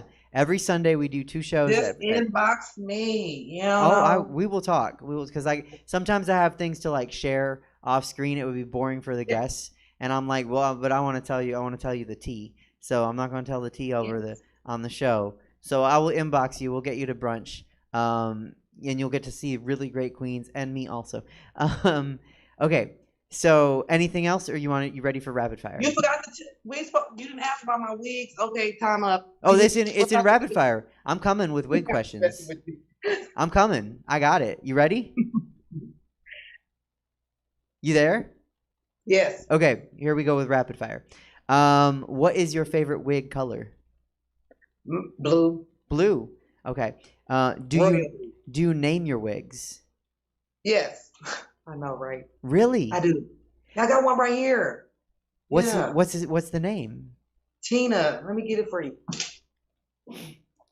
Okay, so this is interesting. While you up and getting Tina. So, oh my gosh. Okay, why is she Tina? Tina, because she just got the Tina Turner like big. I can make it big. Oh, girl, I got to send you a picture. My co-producer for Drag Brunch today, she did Tina Turner. You heard me talking to Chelsea about Diva Day. She did Tina Turner. She went and she got a wig that was not Tina Turner. 30 minutes later, Tina Turner perfect. I was like, I'm watching and I'm like, I can't even brush hair, and you just turned something into Tina Turner? Like, stop. Why? I work with the most talented people. Okay, so you name your wigs. Yes. Now, I've interviewed, this is the 51st show, and I've interviewed drag queens, I've interviewed women, I've interviewed people that wear wigs. You're the first person that names their wigs that's admitted it anyway. Oh, yeah, I do. Okay. I make my wigs, and I'm about to start, making wigs and stuff, and padding them, not padding them, but selling them. But I make my wigs because my head is like a peanut shape. Okay. Okay. It's oblong. Okay. And so some of the wigs be too big. So I like to put this like stocking cap. It's kind of thick, and you put it, and actually you guys can do it at home. You want to get the glue. It's called bonding glue, 30 seconds. And you get the stocking cap. It's called a wig cap. But they have the thin ones, or you can get the thick one. I like the thick ones, with the band around it, so it just slides over you, And I glue the hair. I put the hair on the tracks, and I glue it around in a circle, cut it and style it. And you out of here, especially if it's wavy. It comes already wavy. You just and then you cut it and shape it, and you let it dry for like 2 minutes. Okay. So we don't have a course. I'm gonna give y'all a course. That's what I was gonna say. This is I don't know if this is at least an episode of a show that we could, where you could just, you could do it yourself, but I'm watching, or I'm gonna just go ahead and give you a floor to do it. Like I want to watch a wig being made. Yeah, everybody can buy. These are $2.99, and everybody can buy. The doll heads are like $2.99. These are cheap, and everybody can buy a stocking cap $1.99 and a pack of curly hair, wavy hair, whatever length you want. You want to start off with synthetic. You can get human later, but if you want to, and I'll show you guys how to wrap your own wig. So you're gonna. Sometimes you use this, but I like to put mine on my head and maybe corn roll it back, or put saran wrap on the thing so the glue don't go through. Sure. And it just stick to the wig cap, right? Okay. And so you because everybody's head is different, so you're gonna pull the cap down, wrap it in a circle, let it dry, and if people want bangs, I'll cut each other's bangs. I can help style. We bring the flat irons and have a great old time. Okay. Yes. You can buy. They got the blonde, blue, green hair. You want the cheap hair, like $22. Okay. So all right, Yeah. so now I've in my life I've had a reputation of having terrible hair and having good hair. And I have good hair now because there's this drag queen named Liz and she takes care of me. Now, how do you know if someone's watching, how do you know if you should have bangs or not? Because you mentioned bangs.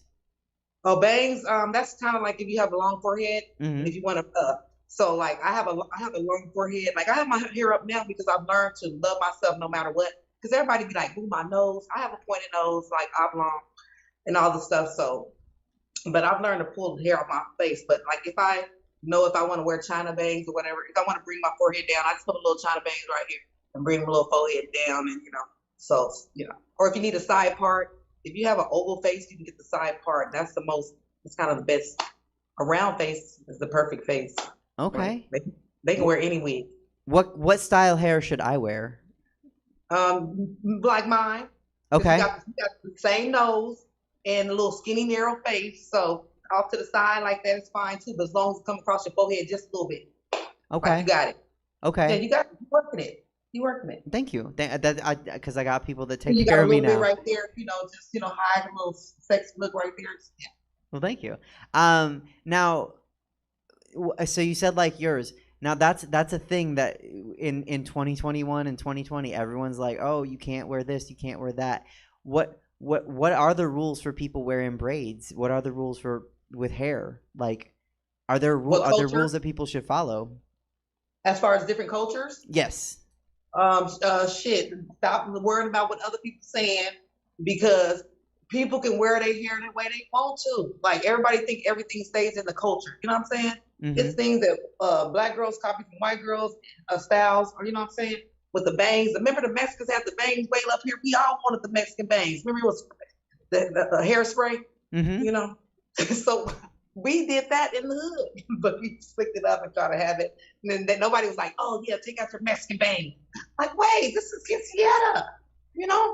Quinceañera, So I say, if I see a Caucasian woman with braids, I'm that type of person. Like, I don't care.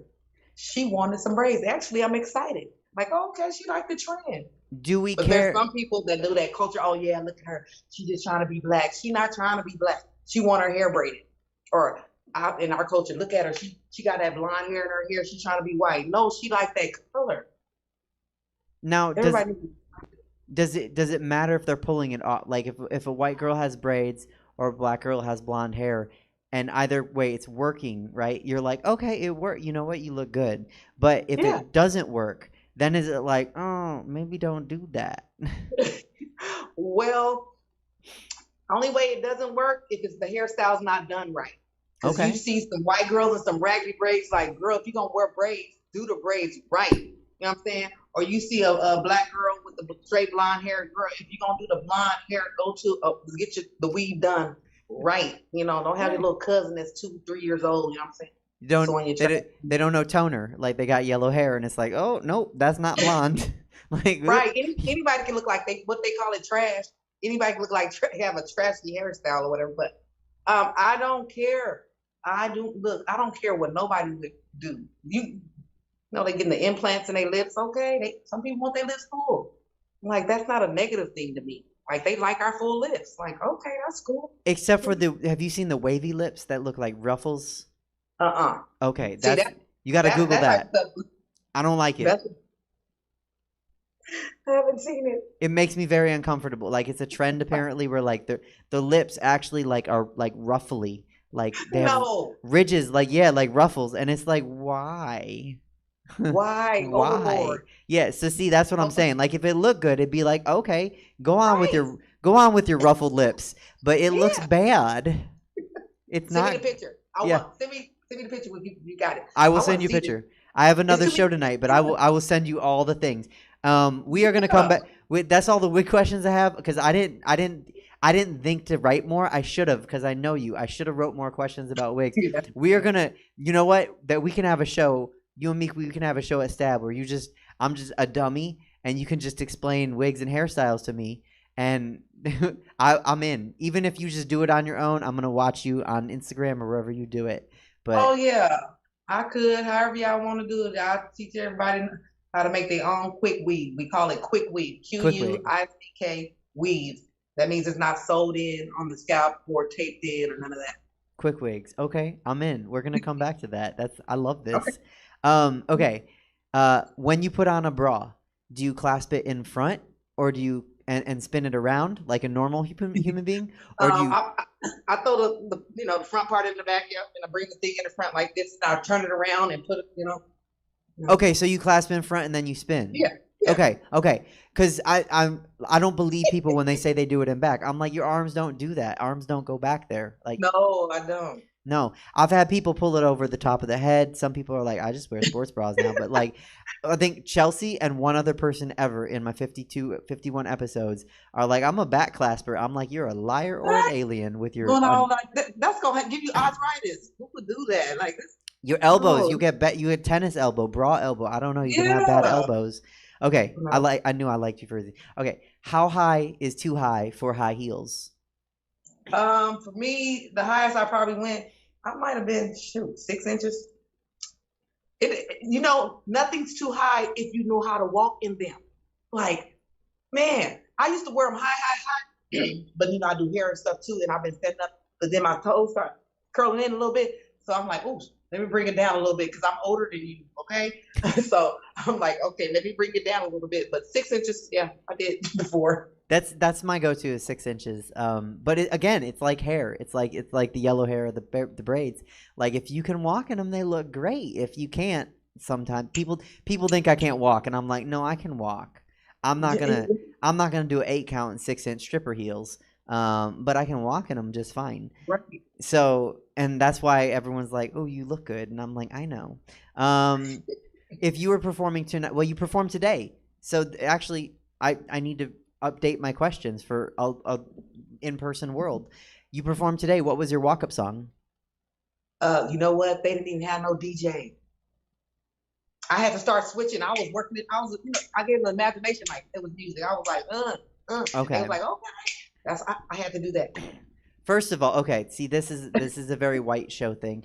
So when I do my drag show, we have a DJ, right? And now I got in the habit of I'm like, we have a DJ at all the shows I do, all the comedy. Yeah. We got a DJ, we got music, we got walk up. We don't none of this silence. And Right. I know that's a touchstone at Touch of Class. You guys have a DJ, Right. okay? So if they had a DJ or somebody with the common sense to just play some music on their phone through some Bluetooth speakers, what would your walk-up song have been? I like Yikes by Nicki Minaj. Okay. And I would have took the new song by Cardi B, and it's up and it's up and it's up and it's stuck. Those two. Yeah, no, that's a good song. I'm excited. I got a Cardi B look, and I'm like, oh, I'm gonna do it for up or what I'm gonna do it for. But it's again double Dutch. I got the look, and I'm like, which Cardi B song am I gonna jump into? Up is good. I'm gonna have to listen to Yikes. I haven't heard it. Okay, what's your favorite recurring show? I think I know the answer, but what's your favorite recurring show to perform in? Of course, The Touch. Okay, good answer. Think I also know the answer to this question. What's your favorite venue to perform in? Huh? What's your favorite venue to perform in? My venue? I like the Punchline. Okay. I do. I like the Punchline, and in the last something. I like the original comedy clubs. Any of them, they're cool. Like San Francisco. I've hit a couple of them out there, but I smoked too much weed. I can, Okay. Mainly the comedy clubs. Yeah, I've never been to Cobb's yet, though. I'm trying to get there. Oh, Cobb's is huge. It's enormous, like 400 people. But and I talked about this 3 episodes ago. I hosted a show there, and you've seen my show, and so I changed clothes all throughout the show. And the person that booked me to host their show was like, "Can you do that thing where you change clothes?" And I was like, "If you want, like I don't know if just a comedy crowd is gonna like dig it, but like, well, yeah, whatever. You're paying me, I'm doing what you want." The dressing room is massive. Like, okay, I would say it's bigger than the stage at Touch a Class, and it's a huge dressing room. Like, it's like an apartment. Okay. So you got to check Okay. out Cobb's. You got to check it out when Yeah, you I can. will. And we got to have you here at Stab. I'm saying it Okay. like I run it. Someone's got to have you at Stab. I will have you at Stab if no one else does. What is the funniest thing an audience member has ever said to you after a show? After a show, shit. A guy gave me $100, said you ain't got a prostitute girl off my prostitute joke. So he really thought, it worked. He thought I prostituted. So he's like, here, girl, this for you and the kids. He gave me $100. And you're like, thank you. I'm going to tell those jokes again and hopefully get another $100. But people tell me I'm awesome. I got a reaction today. The lady said, I understand your language, because I talked about stepkids and the hassle of dealing with other people's kids when you're dating their father or their mother or whatever. So yeah, I talked about that, and she came. She said, I really understand your language. I was happy. Okay. Who is your favorite comic? My favorite comic would be Cat Williams. Oh, good answer. I love Cat Williams. I'm sad that there's nothing new I know. lately. I just hope he come back. We talk about him sometimes on the show, and it's like he chose to go away. He kind of made that choice a little bit himself, but it'd be great if he wanted to come back because he makes me laugh so hard. What is your least favorite kid show, like children's show? Shoot, I barely watch TV. The kids shows, what the kids be watching? I don't even watch TV. I only watch the ID channel. Okay. Investigative Discovery? Yeah. Okay. All right. Real life stuff, like real life, they reenact it. Right. Like I almost got away with murder, or like I almost married a tax person and killed them. That sort of thing. Yeah, my son watches new age cartoons, but he have it on the phone. It ain't like we can sit down like we had to, but like back in the days for my daughter, you sit there and everything. Now they got these phones. It's like, what cartoons is he watching? He watching porn. He's 16. I got some tea about Investigative Discovery. I'll share with you off screen. Okay. You don't have to answer. I ask all the guests. I think you're gonna have a fun answer. Do you have a favorite sex position? I do, on my stomach. Okay. Do you want to? You know why? Elaborate, please. Because I like it on my stomach, because I can hold my stomach, and then because when it's going in, I can you have to protect your stomach if you're on your stomach, or you'll get a falupa or whatever they call it, because all the banging and stuff. So I make sure my hand or a pillow, I gotta help myself. But it's like the clitoris right there from the back, the G spot, right? It's just right there, like. So when my legs been back and all that, it's okay, but it's not the best. And so, yeah, I do be tripping sometimes, but I'm like, this is what I like. Like, this is where I get it at, on my stomach. It's the greatest. That's important. If that's what you like that's how that. I don't know. It's important. It is important. Like people should take turns getting what they like. Hey, thank you. Okay. I agree with you. I just don't know why other people don't agree with us. Right. That's the problem. Like, agree with us because we are right. We put our bras on in the front, we spin them, and we want people to take turns getting what they want in sex. Yeah. On the stomach. Okay. I'm gonna have to look in the stomach. On the stomach with the pillow, something to keep your stomach in, because your the meat, your muscles, you'll lose your muscles if it's all the way, So pillow under the stomach. Pillow, something hard, like on the table. I don't know, but you gotta be able to hold your stomach in. Yeah, you don't want to loosen up. Yeah, you want to keep it tight. Keep it tight. Yeah. Okay, keep it tight. Yeah, your stomach tight from the back. Yeah. Got it. Okay. I'm gonna do some research into this. What do you think has been affected more, the gay dating scene or the straight dating scene during the COVID-19 pandemic? Shit, the straight. You answered fast. You answered fast. Man, the straight, because they crazy. They just man. Some people, a lot of there's weird people in every gender, race, and all that. Some straight people be stupid as hell. You know what I'm saying? It's like wilding out and everything. And so I would say the straight probably. Yeah, no, I think that's the consensus. The straight dating scene has been affected more. Yeah. You would have to hear Chelsea's stories about, like, she has had some weird pandemic dating experience. Some dude was like, I can't go on a date, I'm making eggs. Like, what? You could make those later, sir. And that's what an excuse. That's not even the weirdest one. Like, oh my god, Oh. I'll let her tell. But like, Okay. it's oh my god, Was it recorded? Was it recorded from last time? Oh, it's yeah. I mean, I can go find it. she's on every show, so I mean, you'd have to watch. I'm not trying to make you watch all my shows, but it is for you and everyone watching. It is a good podcast. You can pick your favorite part if you just want to hear Chelsea yell at me. Just put it on YouTube, 1.5 speed. Listen to it like a podcast while you fold in laundry. And if you want to hear the interviews, you could 1.5 speed. Listen to it while you walking around the neighborhood for exercise. Okay. What is your favorite thing about the existence of brunch? Brunch? Mm-hmm. Because you get to wake up late. This is around 11, right? Yep. Okay, that's the best thing. Yeah. Mm-hmm. You get to wake up late. I actually have to start getting ready for brunch at 4 a.m. But people that come get to wake up late.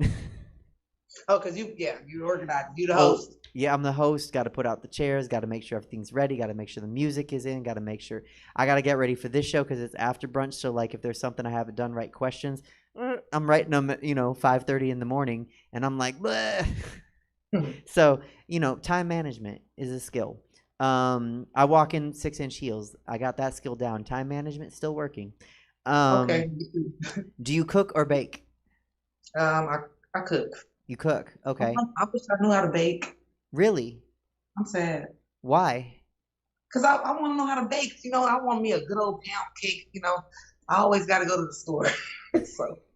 But hey, it's okay because I know how to do at least one. I know how to cook. I don't need to have to know how to bake. There's nowhere in the Bible that said that.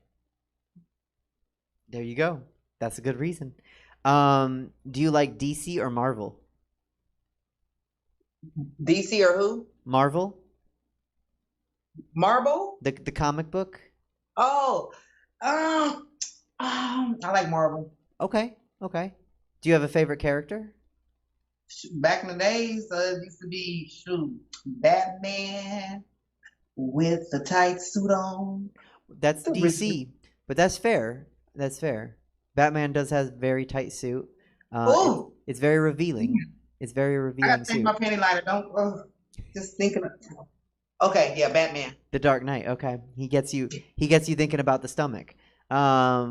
Spider-Man too. Don't. Oh no, another tight suit. I agree.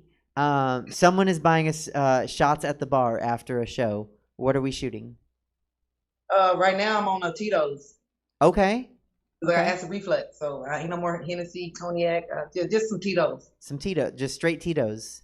Yeah, it's cheap. Okay. But it's cheap, but it's not an alcoholic drink. It's like it's soothing. You don't wake up with a hangover. Yeah, Tito's. Tito's. Yeah. If someone's buying us drinks, are we just drinking straight Tito's still, or are we? Oh, if somebody buy us. Oh yeah, no. Someone came up and they said, "Oh, Regina, you're amazing, and you happen to be standing next to Suzette. I'm gonna buy you ladies drinks. What are we shooting?" Well, even if somebody buy me a drink, I gotta stick to what I was already drinking. I don't be like, "Oh yeah, give me a Hennessy" because he paying. I used to do that though. He's paying top shelf. At a certain age, each level, but I might like it depends on if I'm driving. I'll say like maybe a Long Island iced tea or Amigos, but I haven't done that in so long because of my acid reflux. So I stick with the same liquor. But if somebody else buying, of course, it's always a notch up. They treat me. Fair enough. So drink shots. We're doing Tito's. I'll do that with you. I will drink. I'll try Tito's. It's a little syrupy, but I'll try it. Okay. This might be the most important question. It's not the last one, but it might be the most important. Toilet paper, over or under? As far as when I wipe. No. When it's hanging on the roll. When it's hanging on a roll, I think I go under. Really? I have to. Yeah. What's wrong? I like you, and I don't meet many under people that I like because it's very hard to get. It's very hard to grab the toilet paper from under. If it's hanging, already right. You said hanging, right? So hanging like that, that's over. Oh, that's over. No. I said, you saying is it hanging or just stuck to the thing? If it's hanging, I'm coming like this. If it's just stuck there on the roll, I might do that for the most part. But I'll bring it down. So you just getting it however it is. You just going after. You don't care how it. Okay, all right. So because I have they call it dyslexia. I do a lot of things backwards. I put on my shirts backwards and work all day with it on backwards. My underwear, my bra. Same. So it's just my Same. Yeah. Okay. So the dyslexia causes you to use the toilet paper however it is. Yeah. Okay. Yeah. Okay. Look, I'm not gonna judge. Right. That's your journey. You do your toilet paper how you want to do it. I'm an over person personally, but Okay. I mean, you be toilet paper indifferent. Do you have a favorite drag queen? I really don't know a lot of people's names. Okay. But, of course, I as far as in our culture and being around on this, RuPaul was our favorite. You know what I mean? Mm-hmm. Like RuPaul was the one that brought it out. I seen him in New York one time at the airport. I'm like, oh, but like I see a lot of shows, but I don't know their name. I was in Miami. I went to the Palace. They had shows. They was coming out. Have you heard of the Palace in Miami? I haven't. It's next to the Versace Club, Versace's house. Okay. Yeah, the whole strip drag queen. The show. That show was so bomb. I videoed a little bit of it. I have it on some of my live, but I sat right there. The party was right there at the Palace, and we could see because it was outside, so they had to bring the show. So we got a free show. And I say bad, man. I was like, these are some. They on that end it's like Puerto Ricans and different ones. All races, white, black, Puerto Rican, but it was a Puerto Rican drag that came out. And I say she was bad. I was like, big bone, thick, big Beyonce booty. So I was able to witness, and it was just so beautiful. We had so much fun. You should go. It's called the Palace. Okay. It's a whole strip. It's a whole vibe, like right there by South Beach. I went there for spring break and didn't know that was happening. Okay. I'm gonna check it out. In the meantime, I'm gonna have to get you to brunch so I can show you some local drag. Because I got some performers. I've seen the ones at your show. They bad too. Oh no, they're bad bitches. Yeah, I got some bad bitches. Oh man, I was trying to throw it down. I was trying to get the money out. Shit, I was getting my money out. I was like, that was you opened me up to a whole nother world that I really vibe with. The energy, it was bomb. They was dressed nice. I was in the back talking to everybody, right? Yeah. But I'm like, I've never seen them perform when they would start. I'm okay. That's why I want to be on another one, or I will, even if you're not having comedians, I want to support it when it opens back up. I do. Well, yeah, I mean, you can come to a brunch. We don't have any comedians, but come to a brunch. I would love to have you come and watch, and then I would love to have you on my show when I do get to do my big show again. Yeah. Absolutely, like hands down, it's happening. Oh, it's happening. I'll do it. Okay, so we gotta introduce you some drag kings and some drag queens so you can see it all. Okay. Oh, I haven't seen the kings yet, so I'm ready. It's a whole world. We got Emma Haney. Huh? You know Emma Haney, the comedian? Yeah. She wants to be a drag king, and I'm like, oh, come to the world, be and I got a name for her. I'm trying to get her to do it. So, yeah. Have you met I met a new drag. She was in Reno with me, and then she was in Sacramento on Roseville. And it's like she was off. She did great. What was her name? I told her, you gotta bust open. You gotta be the one. Cause she really she really funny. She really funny. Shit. What was her name? Surprised. But oh yeah. When you open it up, I'm gonna bring a couple of my friends and stuff because they don't know a lot of people out here. So I gotta bring them in. Okay. We're there.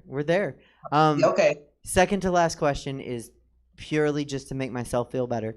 Do you think I'm pretty? You're beautiful. Thank you. Suzette, you're the bomb. I love your lips. They so cool and voluptuous. And girl, that blonde looks good on you. And the royal blue. See, I see that blue. That's Thank my you. favorite color. Thank you. It's just, just a little something that shows off my stomach because I like to. Thank you. I think you're beautiful too. I love you so much. And last question. When we have a normal, a new normal, an old normal, just any kind of normal, what are you most excited to do first? I think, shoot. I kind of really just want to go to the beach. I want to go back to Miami. That's where I want to go. I want to go back. It sounds nice. I totally understand. Free. People free out there. It's like how Sacramento they be shady. Like everybody happy out there on the beach. It's not even like LA beaches. It's beautiful. It's like so diverse. Okay, I'm going with you. We're gonna be on the beach. We're gonna get some sun. It's gonna be a good time. I can't wait. We're gonna do a show in Miami. Man, I'm gonna bring my show there, and we'll go to the beach. South Beach by the Palace is cracking all day. Like you got to tell me, y'all missing out. I'm in. I'm telling you. Regina Givens, that is all the questions I have. Where can people find you? You can find me on Instagram, Regina Givens, comedian. Mainly just type in Regina Givens on Google and they'll let you know where all my sites are. It's much easier that way. I don't have any tricky names, just Regina Givens everywhere. Check out my YouTube. I'm trying to get my numbers up. It's crazy how people can take your videos and got 1,000 hits, but on my own page only got a couple. It's like, what? How do they steal your videos and make more money on their page? I'm learning networking. So Regina Givens everywhere, even if it's on somebody else's page, it still they acknowledge who I am and they look for me more and try to figure out who I am live. So Regina Givens, Givens. Oh, it's all under you on the screen right now. So you gotta see what it looks like. Yeah, Jesse does a great job here at Stab. Your Instagram handle is under there. Your Venmo handle's under there. Your name's all spelled out. So that's one way people can start to find you on your Instagram, and they can just take that name and they can just Google you, like you said, because you're a boss. You're a bad bitch. Just Google the name. If you Google some people's names, a lot of people come up. Like Ben Johnson, you're gonna have 300 Ben Johnsons, but Regina Givens, you're the one that comes up. I'm happy to know that. All right. That's because you're doing it. You a bad bitch. You too. Bad bitches rock all night. Bad bitches. I love you so much. Thank you so much for coming on the show. All right, and thank you for having me. And I'll see you on a brunch. I'll catch one of them. Oh, we will message. I'll probably be dead tired tonight because I've been up for oh wow, what's 24 plus 6? 30 hours already. Right. So she'll be a couple of days, and I'll let you know which one I can make it to. Absolutely. Right. We will talk. Right. Okay. Love you so much. All right. Be safe. Bye-bye. Bye. Bye-bye. All right, Bees and Booze, that was Regina Givens. She is amazing. Follow her. Google her name. She is a bad bitch. We only have bad bitches on this show, and that's how you know they're awesome. So just Google her, find her, watch her, catch her content, acknowledge her, even if it's on someone else's page, which is terrible that people do that. But go ahead and support her. She is hilarious. And soon she's going to have a wig-making show and teach everyone how to make quick wigs, and I'm here for that. And with that, we're going to end the show with the person that we always try to bump, but we never have we always have time left. But if he's ready, we'll bring him on. He is a failure at most things. He didn't write a good monologue for me this week, and I asked him to. Peers and Queers, give it up for whatever he's doing, actor, comedian, predator, and just mumble. David Shapiro. Oh, I'm okay. A bit tired. Had a pain in my neck's almost gone. You're still a pain in my neck. But the physical pain in my neck almost gone. Yeah. Okay. Yeah. Good. I don't have anything scheduled. There's no Jewish holidays. There's no secular holidays. There's no research I've done. I'm very busy really writing your show. And I didn't even help you with the monologue this week. I'm sorry I let you down. You did. Depression is awful. And if anyone is suffering from it, they should get help. You talked about that last week with Apple. We did. And I would encourage people to go get some help if you're suffering from depression. Before it gets too bad. That's what I can say about that. You want to get help before it gets too bad. I did recently let go of my health insurance because Blue Shield, if anyone's watching this, Blue Shield doesn't care about their customers. They say they care, but they only care to get money from your premium. Because I would call them repeatedly and ask them for help with depression and mental health. And I say that with a smile because they did not do it. They did not help me at all. And so I decided, why pay health insurance premiums So, tip to your viewers, the Great American Rescue Plan, it's called something like that, some sort of Great America sounding Six Flagsy name. The Great American Rescue Plan is coming in June or mid-May. June, I think June. So health insurance is going to go down. So if you're watching this, look into new health coverage in June, like before June, so you can sign up in June, because that's a thing that's happening. What else? What else have we talked about? It's plum season. I love plums. Drupes in general, plums, olives, nectarines, cherries, apricots, peaches, any drupe, really. Yeah, I don't have much to actually discuss. Drupes, you brought me drupes. I hear you're going to be preparing for a shift to an in-person audience. I was wondering, can I come and be in studio with you? No, I don't. Okay. I wouldn't like that. All right. Yeah. That's mean of you to say, but it would be difficult, I guess, to come and be in studio with you all the time. It's not like I would want to do that or even would know how to do that. We would want you here, so all it's the time. It's really easy. Just don't It would come. be difficult. Yeah. I do want to say you've had some excellent guests on, and keep doing that. I know. And the reminders are starting to flood into my phone, the phone that I use for filming. So I think I'm just going to wrap it up. Okay. Yeah. Keep it. Thanks for having me on, as always. Yeah. And nothing to contribute today. Take care. Be well. Perhaps see you tonight out at the show.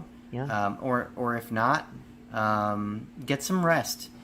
You look haggard. Not as fresh-faced as I do, which is amazing. You look I am awful, also tired. actually. Yeah, but I always will look better than you. You will not. And happier and healthier. Well, not happier. No, but definitely not.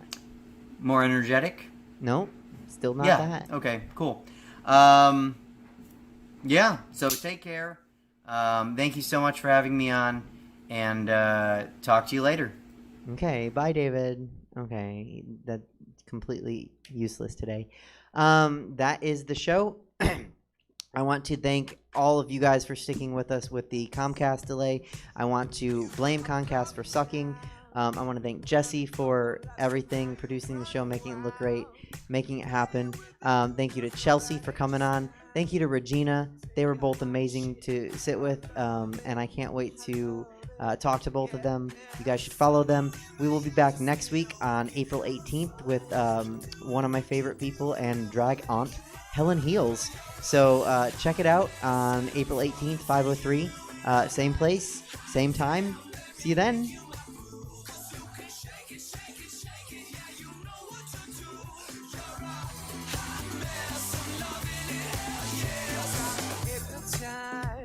The city's your playground. I watch you take a bite.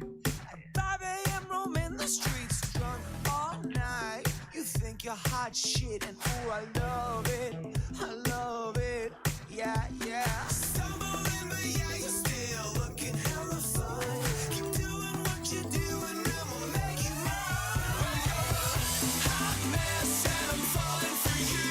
And I'm like, hot damn, let me make you my boo. Shake it, shake it, shake it, yeah, you know what to do. You're a hot mess, I'm loving it, hell yes.